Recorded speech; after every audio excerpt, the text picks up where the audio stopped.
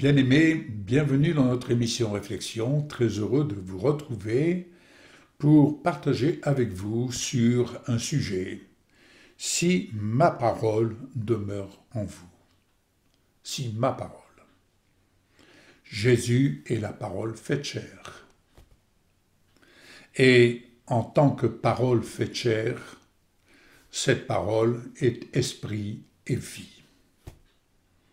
Cette parole n'est pas le panache d'une religion. Jésus a dit « Je suis le chemin, la vérité, la vie ». Et le chemin qu'il nous invite à prendre, c'est le chemin où il n'y a pas de place pour l'obscurantisme, mais bien plus, où la vérité se révèle. Et si elle se révèle, c'est afin que nous mettions en œuvre ce que la parole définit pour le bien de notre vie et que nous apprenions à vivre d'en haut sur la terre comme au ciel. Il faut en convenir, rejeter ou vouloir ignorer le conseil de la parole, c'est tout simplement s'exposer à emprunter des chemins de travers. Et à l'heure où je vous parle, dans le monde dans lequel nous sommes, nous voyons beaucoup plus le reflet de ce qui a été dès le départ de la part de Caïn vis-à-vis d'Abel, son frère. Caïn tua Abel. Aujourd'hui, ça et là, eh bien, il y a ceux qui peuvent s'identifier à Caïn et qui n'ont qu'un désir de tuer, d'éliminer. Et ce n'est pas pour rien que Yeshua nous dit « Le voleur ne vient que pour dérober, égorger et détruire ». Mais ce n'est pas là mon propos. Je ferme la parenthèse. Venez avec moi dans l'évangile de Jean, chapitre 14. Je voudrais tellement vous exhorter, vous encourager. Je l'ai déjà fait, je le redirai encore, parce que je crois dans ces temps que nous vivons, pour nous qui avons la grâce de porter le nom de chrétien ou de messianique, c'est-à-dire ce nom dont nous avons pour référence Jésus-Christ, Fils unique de Dieu, notre Rédempteur, notre grand pasteur, notre libérateur, celui qui a fait don de sa vie, celui qui est le don unique de l'amour de Dieu, notre Créateur, afin de nous racheter et de nous retirer de la fosse de ce monde, afin que nous puissions vivre en communion avec lui et suivre ainsi le chemin qu'il a planifié pour notre vie et de nous faire découvrir la vérité afin que nous puissions vivre au bénéfice de sa justice et goûter à la vie d'en haut, tellement différente de cette vie dans le monde dans lequel nous ne sommes que des voyageurs, des étrangers. Bien-aimés, dans ce monde dans lequel tu es, ne te lamente point, tu n'es qu'un voyageur, tu n'es qu'un étranger, mais en Yeshua, unique alliance, en Yeshua, tu es simplement destiné à porter le nom de chrétien. Sois fier, sois heureux de porter le nom de chrétien et de le porter humblement, mais toujours en laissant paraître l'œuvre de sa parole qui émane du temple du Dieu vivant que tu es, puisque tu es le choix de Dieu pour être son temple, le temple du Saint-Esprit. Je lis dans Jean 14, verset 26. En ce jour-là, vous connaîtrez que je suis en mon Père et que vous êtes en moi et que je suis en vous. Quelle union! Être habité par la présence du Père, par la présence de Jésus, par la présence du Saint-Esprit. Ainsi, celui qui vit en nous, celui qui vit en toi, est bien plus grand que celui qui vit dans ce monde.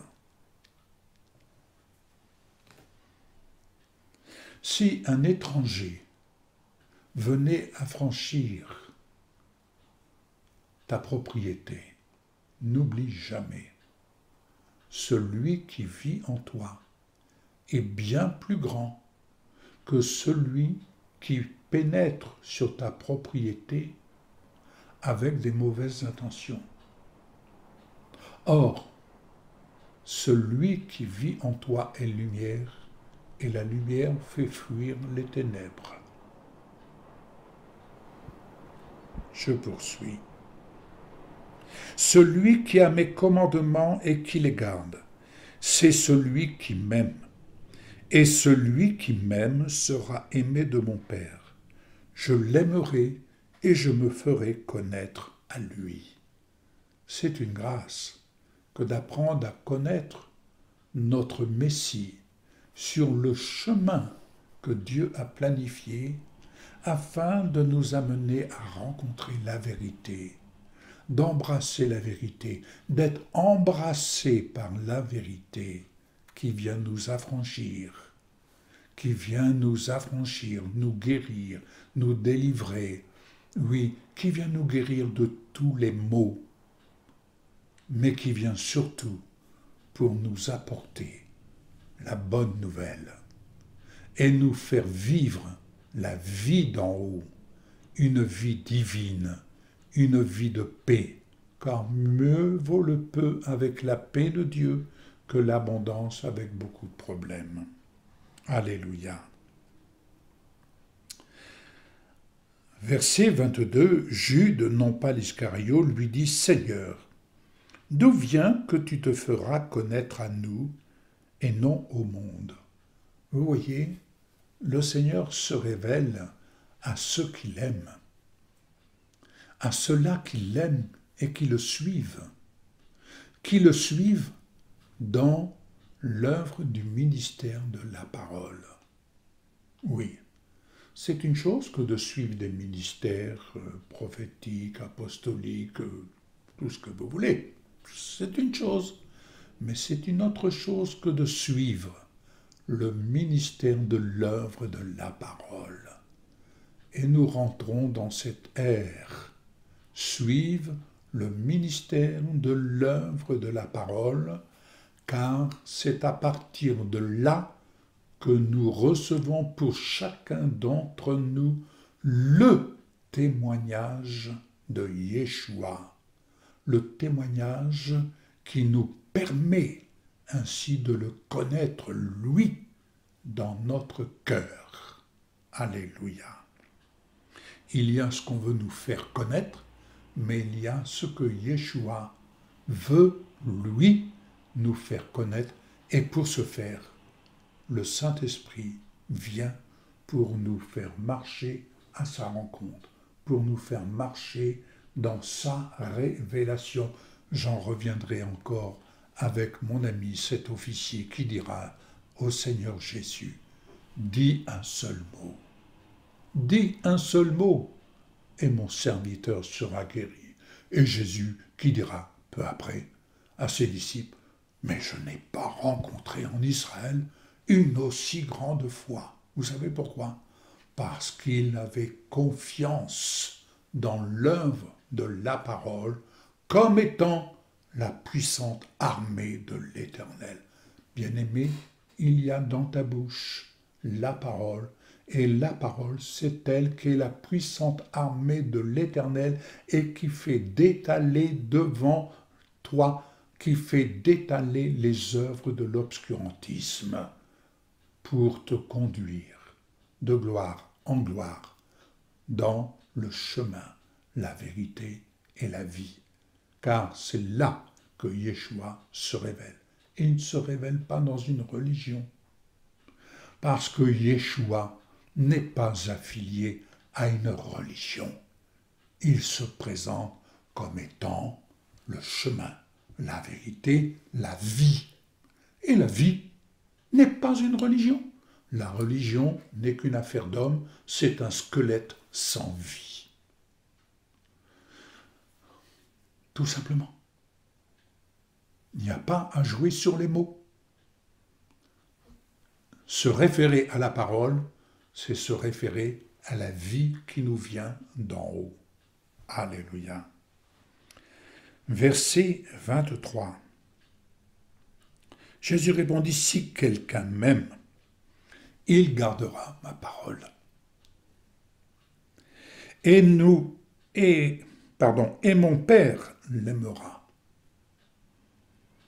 Nous viendrons à lui et nous ferons notre demeure chez lui. Bien-aimés, le Père, le Fils, le Saint-Esprit, qui viennent faire leur demeure chez nous, mais nous sommes les gens les plus riches, nous sommes les gens les plus heureux, et avec lesquels nous pouvons, avec assurance, et sans nous vanter, mais avec assurance, pour honorer l'œuvre de la parole, honorer le ministère de l'œuvre de la parole, nous pouvons être assurés, faire preuve d'humilité, de dire « Je suis ce que je suis par la grâce de Dieu, je suis le choix de Dieu pour porter le nom de chrétien ou de messianique, et porter le nom de chrétien, c'est être conscient de celui qui demeure en nous, du Dieu vivant, le Dieu d'Israël, le Dieu d'Abraham, d'Isaac et de Jacob, ce Dieu qui se révèle en Yeshua, notre Messie. Oui, Christ en nous, l'espérance de la gloire. Alors, lorsque tu parles la parole, dans la parole, il y a une multitude de promesses que tu peux exprimer, puiser abondamment, car c'est de l'abondance du cœur que la bouche parle. Et comme l'Éternel l'a si bien dit à Josué, que ce livre ne s'éloigne point de ta bouche.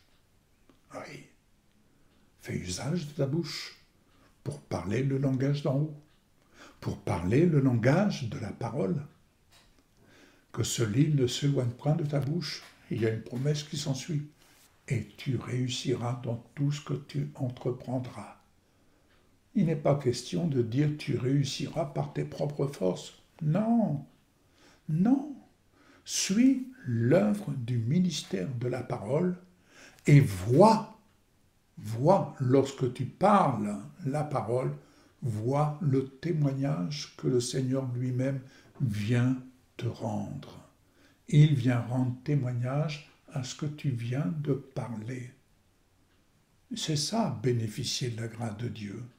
C'est de voir l'œuvre de la parole et où tu peux dire, ce n'est ni par force ni par intelligence, mais c'est par la puissance du Saint-Esprit que je vois le témoignage de l'œuvre de la parole dans ma vie, dans mon environnement, dans ma famille, dans mon activité, dans ce que j'entreprends par la grâce de Dieu. Oui, comme un ami me l'a si bien dit un jour, « Yves, tu es plus riche que tu ne le penses. » Mais bien entendu, je terminerai, bien-aimé, le peuple hébreu, lorsqu'il est sorti d'Égypte, lorsqu'il est sorti de l'esclavage, Dites-moi. Il n'est pas sorti les mains vides.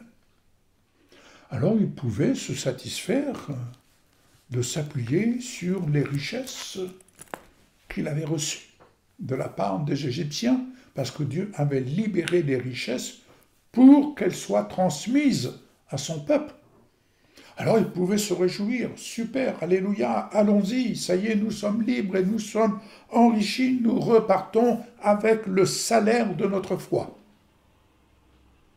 Oui, mais voilà, un autre défi se présente à eux, la mer. Et là, que se passe-t-il? Ah, Moïse, pourquoi ne sommes-nous pas restés en Égypte? Parce que nous faire sortir d'Égypte pour arriver là, où veux-tu qu'on passe? Il n'y a aucun passage. Oui. Marcher par la foi. Ce n'est pas marcher par « il faut que je fasse, il faut que je trace un chemin, il faut. » Non, marcher par la foi, c'est voir ce que Dieu a planifié et ce qui est caché aux yeux du monde, mais révélé à nous, ses enfants. Bien-aimés, chaque jour que le Seigneur te donne de vivre en sa présence, lorsque tu parles sa parole, devant une situation où semble ne pas avoir d'issue, dis-toi bien une chose, tel le chemin que Dieu avait planifié pour son peuple dans la mer Rouge et qu'il ne voyait pas. Mais il s'est révélé lorsqu'il donna l'ordre à Moïse de soulever son bâton. La mer s'est ouverte. Oui, c'est merveilleux. C'est merveilleux. Mais surtout, c'était de voir le chemin que Dieu avait tracé pour que son peuple puisse passer à pied sec et avec toutes les richesses. Et lorsque ces poursuivants ont voulu passer à leur tour en disant « hip hip hip, hurrah, on peut y aller, on va les rattraper ». Oui, ce chemin que Dieu avait planifié pour son peuple n'était pas du tout un chemin planifié pour leurs ennemis. Si, c'était un chemin, soit, mais un chemin où ils allaient être engloutis. Engloutis.